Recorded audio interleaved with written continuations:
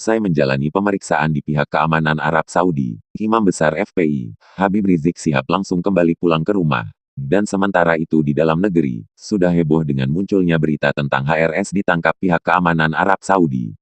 Bahkan untuk memberikan berita valid, sebuah foto yang memperlihatkan keberadaan HRS sedang menghadapi pihak keamanan, tiba-tiba saja beredar ke berbagai sosial media dengan tambahan tulisan jika HRS ditangkap pihak berwajib karena terkait dengan ISIS.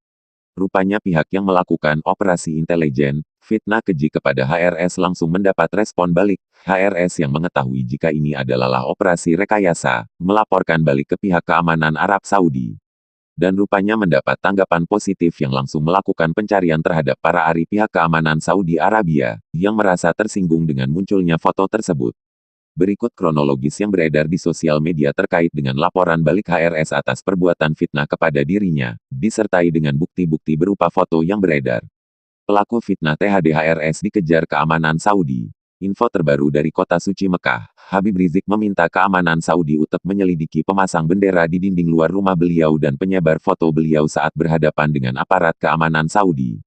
Pihak keamanan Saudi sendiri marah besar saat mendengar laporan dari Habib Rizik ada orang yang membidik beliau bersama aparat keamanan Saudi dengan kamera jarak jauh dan fotonya diviralkan di Indonesia.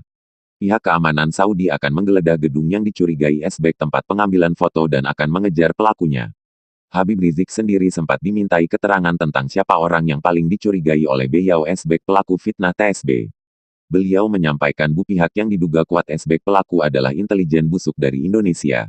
Pihak keamanan Saudi meminta bantuan Habib Rizik untuk melaporkan juga nama-nama intelijen Indonesia yang beliau ketahui melakukan operasi intelijen terhadap beliau di wilayah hukum Saudi.